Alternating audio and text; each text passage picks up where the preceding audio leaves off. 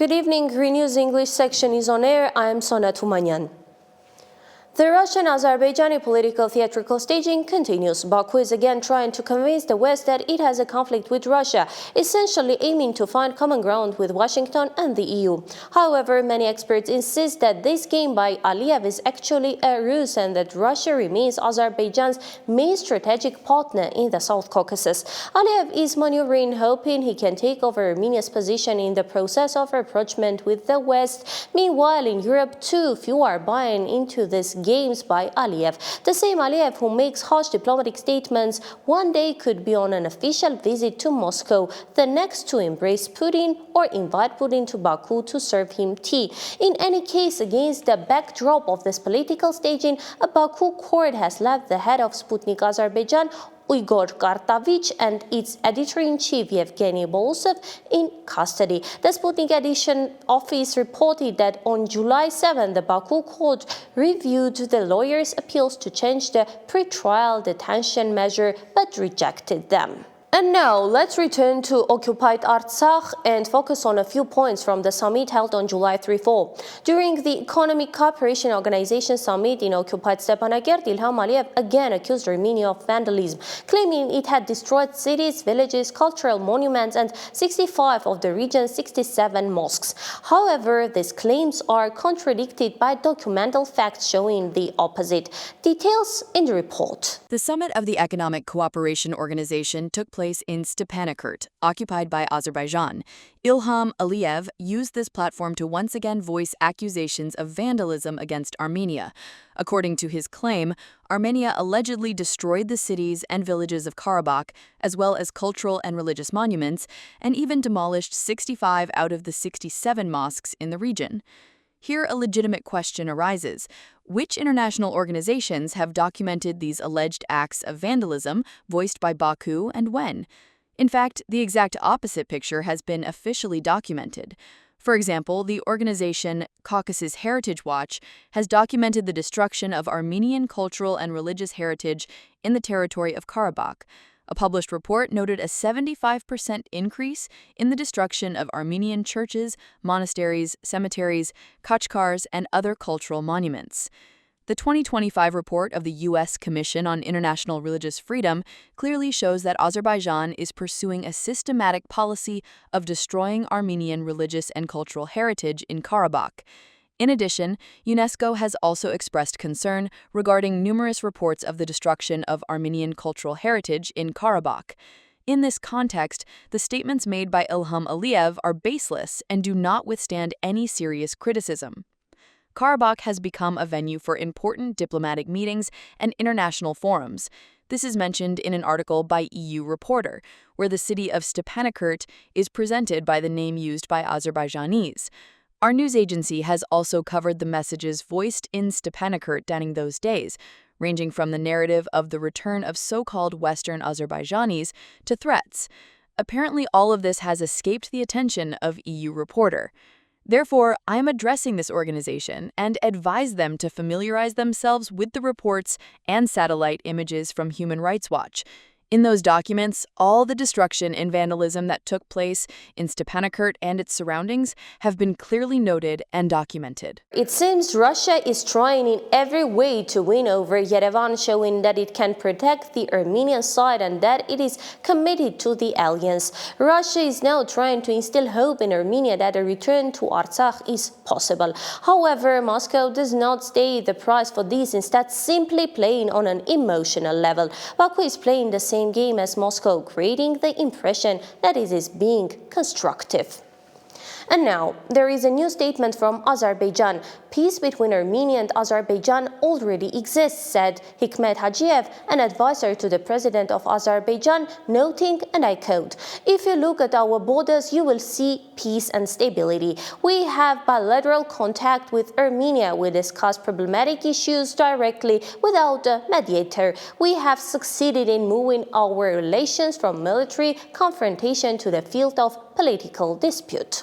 My colleague Diana Karapetyan also spoke with conflict analyst Arif Yunusov. You can watch the full interview on our social media platforms, and for now, let's watch a segment from his commentary about the prisoners held in Azerbaijan. Firstly, let me say that if you go to our Institute for Peace and Democracy website, I can send it to you too. The first section there is called Courts. In that section, we monitored the trials taking place in Azerbaijan, including after the 2020 war. At that time, Azerbaijan took 156 Armenians. That many Armenians were captured as prisoners. Our government called them terrorists and put them on trial. They were given sentences of 15, 20 years. Where are they? At liberty, free, meaning we must understand that these are more political processes, these are not so much legal processes, but rather political processes. And on our website, we, at that very time, analyzed the trials against the Armenian prisoners, 7 trials, precisely from a legal point of view. And it shows, not me personally, I am not a lawyer, I am a historian, but we have our lawyers, they from a legal perspective looked at, explained, and analyzed those, 7 trials related to the Armenians, and they showed that in those trials, both Azerbaijan's laws, meaning the criminal code, the criminal procedure code, were grossly violated, and international laws were also grossly violated. Now to look, a process concerning 23 Karabakh Armenians is ongoing. Of course, this process, I say again, is not a legal process, not legal processes. These are more so political processes. At the same time, relations between Armenia and the Russian Federation are becoming more complicated. Moscow is again applying pressure, and yesterday, the ambassador extraordinary and plenipotentiary of Armenia to Russia, Gurgen Arsenyan, was summoned to the Russian Foreign Ministry. The ambassador was received by Russian Deputy Foreign Minister Mikhail Galuzin, who handed him a note of protest. At the same time, a Russian proposal to hold another round of interdepartmental consultations between Russia and Armenia was confirmed. Presumably, at this moment, Moscow is forced to strengthen its positions in the South Caucasus through its former ally, Armenia. The other side of the issue is that public sentiment in Armenia has changed since the 2020 war, and particularly after the ethnic cleansing that took place in Artsakh. Today, there is a mood in Armenia to move closer to the European Union to fill the vacuum left by Russia. Furthermore, for several days, rumors have been circulating that Russia is sending troops to Armenia, allegedly to carry out a coup to attack Azerbaijan from Armenian territory. The Armenian side categorically denies these rumors. Let me quote an excerpt from the Foreign Ministry's statement.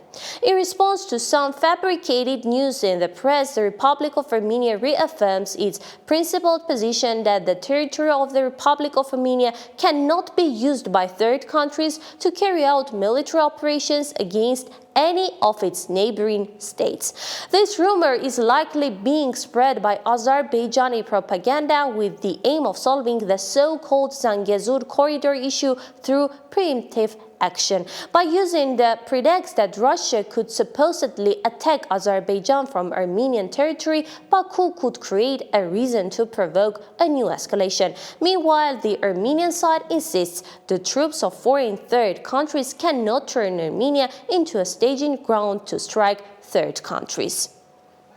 Ongoing legal processes in Armenia. Law enforcement officers have been searching the head office of the Electric Networks of Armenia and the home of Nare Karapetyan, the chairman of ENA's board of directors, since this morning. The investigative committee reports that urgent investigative actions are being carried out within the framework of criminal proceedings initiated by the General Department for Investigation of Economic Crimes and Smuggling and the Yerevan City Investigative Department. Nare Karapetyan, the son of Samvel Karapetyan's brother, who was arrested days ago, told journalists, "They will find something and arrest me." Let me remind you that last week the program for the nationalization of ENA was adopted by the National Assembly. Law enforcement officers have been conducting searches at the Central Office of the Electric Networks of Armenia, ENA, since early this morning, preventing head office employees from entering the building. The company's acting general director noted that he was informed around 8:10 10 a.m. that the police and the investigative committee would be carrying out actions in the building, adding that they will fight to protect ENA's rights through all legal means. David Yazinian also denied rumors that money had been distributed to ENA employees with instructions to participate in a rally in support of Samvel Karapetyan. There has been no such issue related to ENA. If I'm not mistaken, there was a recording, but we did not address it, assuming that law enforcement would handle it. I have stated that no directive was given, nor will there be one. Accompanied by masked law enforcement officers, Narek Karapetyan, the chairman of ENA's board of directors, also arrived at the head office. His home had also been searched. They found 2 hats, a photo drive, and money for 4 iPhones. Narek Karapetyan stressed that none of this was unexpected for them and that he might also be arrested. In his words, "In all likelihood, they will arrest me, but I don't know for what yet."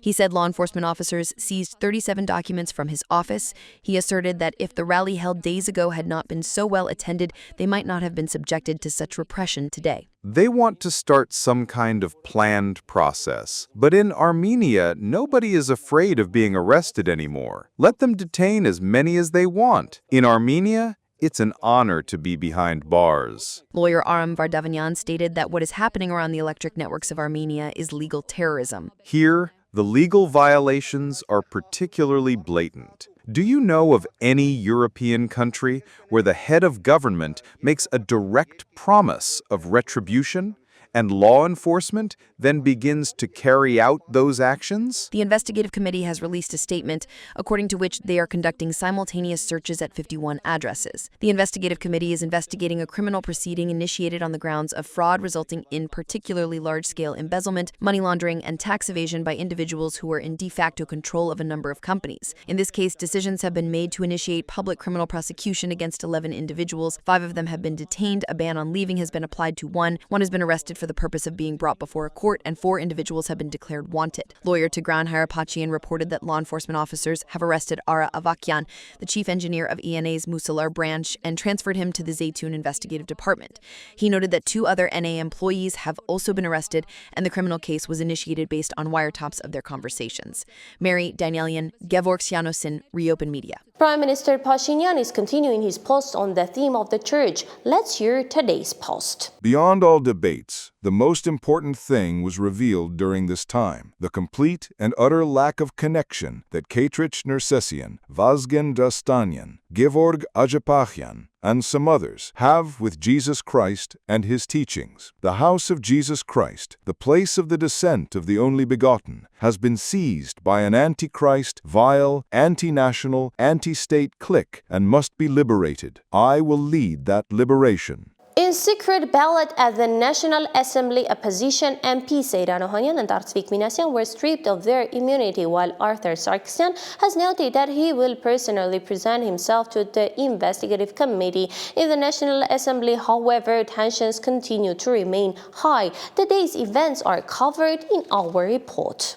The National Assembly gave its consent to the Prosecutor General's motion to initiate criminal prosecution against Artur Sargsyan and to deprive him of his liberty. Out of 107 deputies of the National Assembly, 62 participated in the vote. There were 62 ballots in the ballot box. There were no invalid ballots. The votes were distributed as follows: for, 62, against, 0. Thank you. The Prosecutor General of the Republic stated that the investigation of the criminal case is still in the preliminary stage, and not all important circumstances have been studied yet. He emphasized that people still need to be interrogated who may have information about facts significant to the case, including the composition of the alleged criminal group and their premeditated actions. In the event that he remains at liberty, he could obstruct the process of acquiring evidence in the criminal proceedings by exerting illegal influence on persons who have not yet been interrogated. Artur Sargsyan, a member of the Hayastanic faction, stated at the very beginning of the session that he would prefer to spend this time with his family, his wife and 4 minor children, and visit a church. After that, he would personally present himself to the investigative committee. You have come, you have decided to arrest me, so arrest me. That is your way: arresting, pressuring, and frightening people. Our way is to fight. It is honor and dignity. I have fought, and I will continue to fight. And know this well: you are a government of the day, and you are going to leave. You are going to be removed, and you will never be forgotten. I have decided that during this time I will go with my children, my 4 minor children, and my wife to church. I will light a candle, and then I will go to the investigative committee. Goodbye to you all. Tensions flared after the statements of Vice Speaker Ruben Rubinian. According to the opposition's claims, unknown individuals posing as assistants to the MPs of the Civil Contract Party entered the session hall and attacked the opposition members. The argument and the scuffle continued in the corridors of the National Assembly, where the situation escalated further. The Vice Speaker of the National Assembly, Hakup Arshakian, also joined the shoving match. Nara Grigorian, a deputy from the civil contract faction, apologized before his speech for the incident and for the expressions he used during his speech.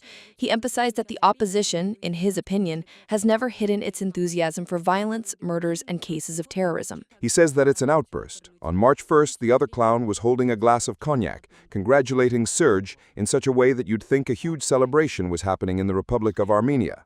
After that, they came and drank a toast to Nikol Pashinyan. And I want to tell their bootlickers that you licked Levon's shoes, you licked Kocheryan's shoes, you licked Serge's shoes. You're licking Nicole's shoes, but you just weren't licking them well, so we told you that we're firing you from your jobs in the square. Civil contract member Vahagan Alexanyan, responding to Artur Sargsyan's statement about going to church with his family, declared that as a result of the terrorist acts they had planned, innocent people could have been killed, including minors. According to him, the opposition can never come to power through such means because it does not have the public support. First, you will never achieve anything through democratic means. Never. I rule it out that you could ever achieve anything through democratic means. It is simply ruled out. Because people don't like you. People have a bad attitude toward you. I am sure that after these events it will be 3 and 4 times worse. Because you have nothing else to offer people besides blood.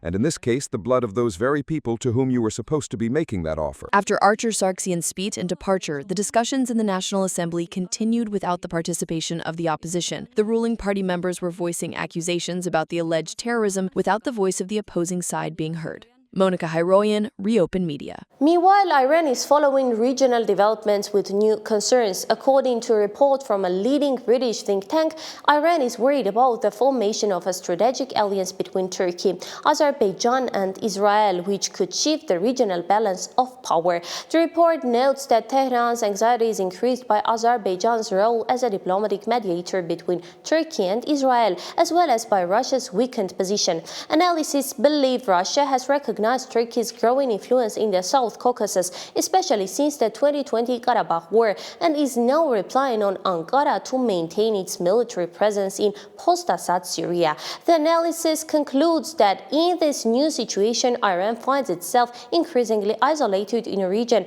where it previously relied on Russian dominance to counterbalance the influence of Turkey and Azerbaijan. Ankara has expressed dissatisfaction with a statement from the French Foreign Ministry in which Paris criticized the arrest of numerous opposition mayors in Turkey. Ankara called these statements unacceptable interference in the country's internal affairs and stressed that it guarantees fair and impartial judicial proceedings. The Turkish diplomatic service also accused France of double standards, recalling the recent verdict against the leader of France's main opposition party, who was banned from participating in elections after the trial, as well as the ongoing judicial cases against some French mayors. During a meeting at the White House, Israeli Prime Minister Benjamin Netanyahu informed U.S. President Donald Trump that he has nominated him for the Nobel Peace Prize. According to the Israeli leader, he personally handed the nomination letter to Trump. Speaking to journalists at the start of the talks, Netanyahu emphasized that Israel is cooperating with the U.S. to find countries that will help Palestinians build a better future. It's nominating you for the Peace Prize, which is well deserved, and you should get it. Thank you very much. This I didn't know. Thank you very much. Iran was, of course, the focus of the U.S.-Israel meeting. Donald Trump supports the idea of long-term peace with Iran, but is prepared to launch new strikes if Tehran continues to pose a threat to the United States. He said this during a meeting at the White House with Israeli Prime Minister Benjamin Netanyahu. But they've requested a meeting, and I'm going to go to a meeting, and if we can put something down on paper, that will be fine. That'll be good. I think they've gained a lot of respect for us. I think they've gained a lot of respect for Israel also. But they would like to meet, and we're going to have a meeting. Steve, when is that meeting going to be? Do you want to say? Rather, very quickly, in the next week or so. So we'll see what happens. I think it would be nice to memorialize it, put it down, but because of the incredible result of that attack, if you want to call it an attack, I didn't think it was necessary to have it in writing. I think we spoke. I mean, that speaks much louder than writing, but I can... By the way, Prime Minister Netanyahu met with the presidential envoy to the Middle East, Victor, and Marco Rubio. And Donald Trump has announced that they are preparing to send weapons to Ukraine, mainly defensive ones, I quote. "We have to do it because they are taking very, very strong hits." The statement came a few days after a high-ranking White House official told CNN that the Trump administration had halted the sale of some weapons to Ukraine, including anti-aircraft missiles. Deputy White House Press Secretary Anna Kelly had stated at the time that the move puts America's interests first. At a summit in Rio de Janeiro, the BRICS countries have rejected the U.S. President Donald Trump's accusations that the organization is allegedly anti-American. Commenting on Trump's threats to impose additional tariffs on BRICS countries, Brazilian President Lula da Silva said that the world no longer needs monarchs. He added that BRICS is a union of countries that wants to offer an alternative way of organizing the global economy, and that, he said, is precisely what makes some people uncomfortable. For more updates, follow us on YouTube, Telegram, Instagram, X, and Facebook. Daily news and full coverage are available on our official website. I am Sona Tumanyan. Stay informed with RENEWS.